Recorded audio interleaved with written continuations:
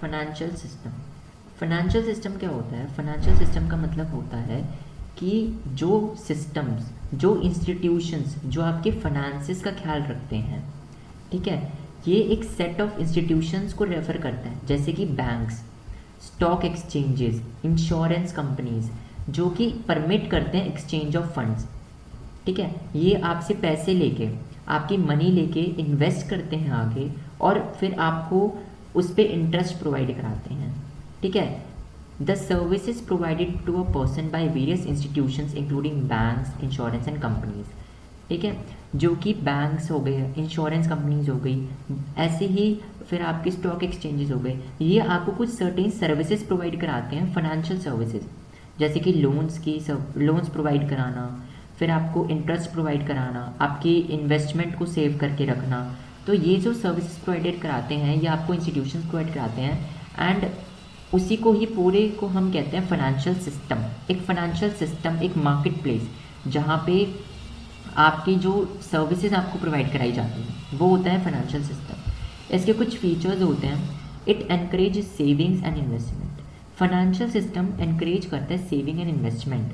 ठीक है, अगर जैसे बैंक है, अब लोग होते हैं ना कि बैंक में सेव करके रख देते हैं और फिर वहाँ से उनको इंटरेस्ट आता है, तो ये इंक्रीज़ करता है सेविंग और इन्वेस्टमेंट को। बहुत लोग होते हैं फिर जो पैसे बचाते हैं, सेव करते हैं, ताकि वो बैंक में पैसे डाल सकें, जिससे कि उन्हें इंटरेस्ट आए, और वो जो पैसे हैं, वो पैसे भी बैंक अपने पास नहीं रखता, वो बैंक जो है आगे इन्वेस्ट करता है, कंपनीज़ को देता है, ताकि वो ग्रोथ हो, उनकी ग्रोथ हो, वो ग्रो करें, उनको जो फाइनेंसिस की नीड है वो भी पूरी हो जाए, एंड उनको जो पर्सन है जिसने सेव करी अपनी मनी, उसको इंटरेस्ट भी मिल जाए। तो इनकरेज करते हैं saving and investment. Mobilise and allocate one savings. अब जो मैंने पॉइंट बताया उसका ही सब पॉइंट है कि जो हमारे पैसे हैं, जो हमारी मनी है, जो बैंक है, वो एलोकेट करते हैं हमारी सेविंग्स को दूसरी इन्वेस्टमेंट में, ताकि वो डबल हो सके इन्वेस्टमेंट, एंड उस पर फिर इंटरेस्ट भी मिल सके, बैंक भी अर्न कर सके। एंड जो कंपनी है, जो भी कोई पर्सन है जिसने हमारे पैसे लिए हैं थ्रू बैंक, ठीक है, तो वो पैसे भी उसके काम आए, उसके कंपनी या उसके बिजनेस को बढ़ाने के लिए। ठीक है, expansion of institution and market. ये एक्सपैंड करता है इंस्टीट्यूट्स एंड मार्केट को।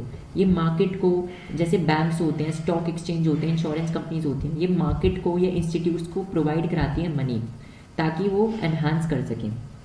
ठीक है, खासकर कंपनीज को, इंस्टीट्यूट्स को मनी प्रोवाइड कराएंगी। अब उनको मनी प्रोवाइड कराएंगी तो उनकी मार्केट भी ग्रोथ होगी, मार्केट की ग्रोथ होगी तो इकोनॉमी की ग्रोथ होगी। तो इस काइंड से एक्सपैंड करते हैं इंस्टीट्यूट्स एंड मार्केट को। ये एक लिंक है between the investor and the one saving.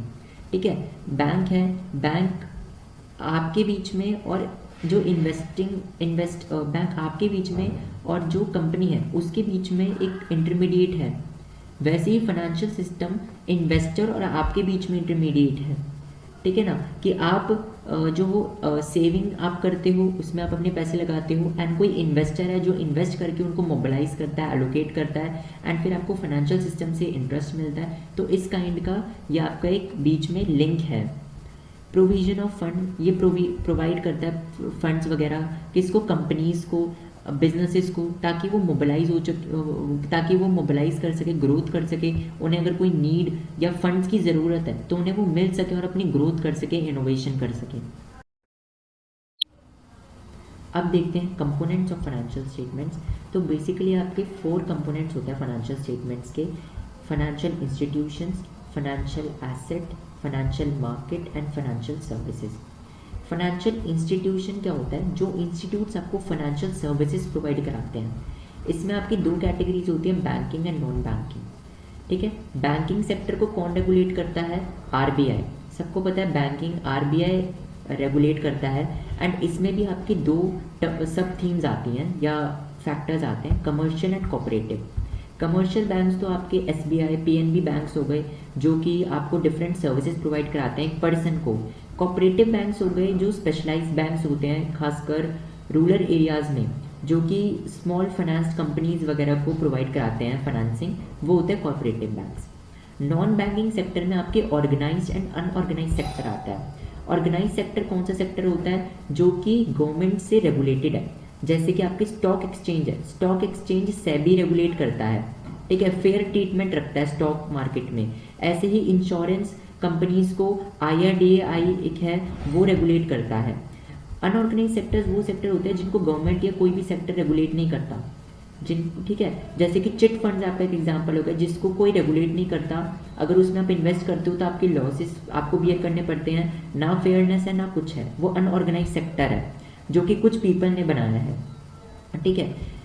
अब आता है फाइनेंशियल एसेट्स। फाइनेंशियल एसेट्स मतलब इंस्ट्रूमेंट्स जो कि मार्केट में सेल या बाय होते हैं। इसमें शॉर्ट टर्म आते हैं और long term instruments. Short term instruments जो कि 1 साल या 1 साल से बहुत कम के लिए होते हैं, जैसे कि आपके ट्रेजरी बिल्स, जैसे कि शॉर्ट टी बिल्स और ट्रेजरी बिल्स के अलावा आपके सर्टिफिकेट ऑफ डिपॉजिट्स हो गए, और भी बहुत सारे ऐसे इंस्ट्रूमेंट्स होते हैं जो कि हम यूनिट 2 में पढ़ेंगे बहुत डिटेल में, सारे इंस्ट्रूमेंट्स जो आपके शॉर्ट टर्म होते हैं, जो पीपल बाय एंड सेल करते हैं शॉर्ट टर्म के लिए, less than 1 year. Long term के लिए वो इंस्ट्रूमेंट्स होते हैं जो मोर देन 1 ईयर के लिए या उससे ज़्यादा के लिए होते हैं, जैसे कि आपके इक्विटी हो गया, डिबेंचर्स हो गया, लोन्स, इन सबको जो है लॉन्ग टर्म में आता है क्योंकि ये 1 साल से ज़्यादा तक के लिए रहते हैं, ठीक है। तो ये आपके लॉन्ग टर्म इंस्ट्रूमेंट्स होते हैं। फाइनेंशियल मार्केट होती है वो मार्केट जहाँ पर बाइंग एंड सेलिंग हो रही है, फाइनेंशियल मार्केट्स उसे कहते हैं। हमारे पास मेजरली 2 टाइप की मार्केट होती है, money market and capital market. Money market होती है जो अनरेगुलेटेड मार्केट होती है, बट ये हाईली लिक्विड मार्केट होती है क्योंकि इसमें जो इंस्ट्रूमेंट्स होते हैं वो लेस देन 1 ईयर के लिए होते हैं, जो मैंने अभी आपको बताया, जैसे T bills, certificate of deposit, short term monies, ये सब आपकी जो है मनी मार्केट में आती हैं, ठीक है। और ये अनरेगुलेटेड मार्केट होती है। यहाँ ही कैपिटल मार्केट इसका उल्टा है, कैपिटल मार्केट गवर्नमेंट से रेगुलेटेड होती है एंड जो है ये बहुत ज़्यादा अनलिक्विड मार्केट होती है क्योंकि इसमें जो बाइंग एंड सेलिंग है शेयर्स, इक्विटी का, वो सारा आपका मोर देन 1 ईयर के लिए होता है, ठीक है। तो ये इसमें भी बहुत सारी मार्केट्स आपकी आती हैं जो कि हम 3rd एंड 2nd यूनिट में पढ़ेंगे इन दोनों मार्केट के बारे में डिटेल में। फाइनेंशियल सर्विस आपको कौन कौन सी होती है? 2 टाइप की सर्विसेज आपको कोई भी इंस्टीट्यूट प्रोवाइड कराता है, fee based and fund based. Fee based में आपको वो सर्विसेज होती हैं जो कि आपकी फ़ी, जैसे कि आपकी कंसल्टेंसी सर्विसेज है या ब्रोकरेज सर्विसेज है या टैक्स एडवाइजरी सर्विसेज है, जिसको फ़ी बेस्ड, फ़ी दे के भी आपको जो सर्विसेज मिल सकती है। फंड बेस्ड सर्विसेज मतलब कोई आपको फंडिंग चाहिए, कोई पैसा चाहिए, मतलब आपको हाउसिंग फाइनेंस चाहिए कोई, या आपको लीजिंग एंड हायरिंग परचेज के लिए कोई मनी चाहिए, फंड चाहिए, तो उस तरीके की जो फंड सर्विसेज या फंड बेस्ड सर्विसेज होती हैं वो आपकी फंड में आती हैं। एंड फी बेस्ड में जो आपकी कंसल्टेंसी या इस तरीके की सर्विसेज जो इंस्टीट्यूशंस प्रोवाइड कराते हैं। तो अब देखते हैं कि फाइनेंशियल सिस्टम कैसे इकोनॉमी की डेवलपमेंट में हेल्प करता है, क्या रिलेशन है फाइनेंशियल सिस्टम का एंड इकोनॉमिक डेवलपमेंट का। तो सबसे पहला है इंटरेस्ट रेट स्टेबलाइजेशन। बहुत सारे आपके सेंट्रल इंस्टीट्यूट्स होते हैं जैसे कि RBI है, ठीक है। ये इंस्टीट्यूट्स क्या करते हैं, ये इंस्टीट्यूट्स इंटरेस्ट रेट्स को स्टेबल रखते हैं कंट्री में, ठीक है, जिससे कि इन्फ्लेशन एंड डिफ्लेशन की सिचुएशन कंट्री में नहीं आती एंड ऐसे जो है कंट्री स्मूथली वर्क करती है। जैसे कि आपके रेपो रेट एडजस्ट करके, आपकी लिक्विडिटी एडजस्ट करके कि कितना कैश मार्केट में रहेगा कितना नहीं रहेगा, ये सब एडजस्ट करके जो है इंटरेस्ट रेट्स को स्टेबल किया जा सकता है, जिससे कि इन्फ्लेशन डिफ्लेशन की सिचुएशन को कम करा जा सकता है, ठीक है ना। तो ऐसे ही इकोनॉमी की डेवलपमेंट में हेल्प करते हैं financial systems. Aids trade and commerce, trade and commerce को भी बढ़ाता है, ठीक है। जैसे कि डिजिटल पेमेंट्स आजकल बहुत बढ़ गई हैं, तो डिजिटल पेमेंट्स के बढ़ने से भी ट्रेड एंड कॉमर्स हुआ है, ठीक है। देन फाइनेंशियल सिस्टम्स जो होते हैं वो बैंकिंग या ऐसी सर्विसेज प्रोवाइड कराते हैं, फाइनेंसिंग प्रोवाइड कराते हैं बड़े बड़े बिजनेसेस को, स्मॉल बिजनेसेस को, ताकि वो अपनी कॉमर्स को इंक्रीज़ कर सके, वो बाइंग एंड सेलिंग इंक्रीज़ कर सकें, ट्रेड को इंक्रीज़ कर सके कंट्री में, नेशनली इंटरनेशनली, ठीक है। इंटरनेशनल ट्रेड भी ये एड करता है, ठीक है। कैसे? इंटरनेशनल ट्रेड के लिए जो एक्सपोर्ट इंपोर्ट के लिए फाइनेंसिंग चाहिए, अगर कोई स्मॉल बिजनेस है उसे फाइनेंसिंग प्रोवाइड कराना, या बड़े बिजनेस को फाइनेंसिंग प्रोवाइड कराना, और भी सर्विसेज जैसे कि एक्सचेंज, जो रेट एक्सचेंज सर्विसेज होती हैं, करेंसी एक्सचेंज सर्विसेज, वो भी प्रोवाइड कराना। तो इस तरीके की सर्विसेज प्रोवाइड कराने से भी इंटरनेशनल ट्रेड इंक्रीज होता है। फिर एम्प्लॉयमेंट क्रिएशन भी होती है। अगर कोई बिजनेस है वो कहीं खुल रहा है, अगर बिजनेस को पैसे मिलेंगे तो वो ज़्यादा से ज़्यादा इस्टेब्लिश होगा, ज़्यादा से ज़्यादा इस्टेब्लिश होगा मतलब हर सिटी में, चाहे वो बड़ी या छोटी सिटी हो, वहाँ पे खुलेगा, तो वहाँ पे भी एम्प्लॉयमेंट जनरेशन होगी, वहाँ पे लोग चाहिए होंगे, तो एम्प्लॉयमेंट क्रिएशन होगा। ऐसे ही इंफ्रास्ट्रक्चरल डेवलपमेंट में हेल्प करता है फाइनेंशियल सिस्टम। कैसे? अगर जैसे लार्ज जो प्रोजेक्ट्स होते हैं, जैसे रोड मेकिंग के प्रोजेक्ट्स या डैम मेकिंग के प्रोजेक्ट्स, उनमें फाइनेंसिंग प्रोवाइड करा के ये इंफ्रास्ट्रक्चर को डेवलप करता है। लास्ट टॉपिक अब यूनिट 1 का आपका आता है फाइनेंशियल इंटरमीडिएरीज इस वीडियो के लिए। An institution that acts a middleman between two parties in order to facilitate a financial transaction. Financial intermediaries कौन होते हैं?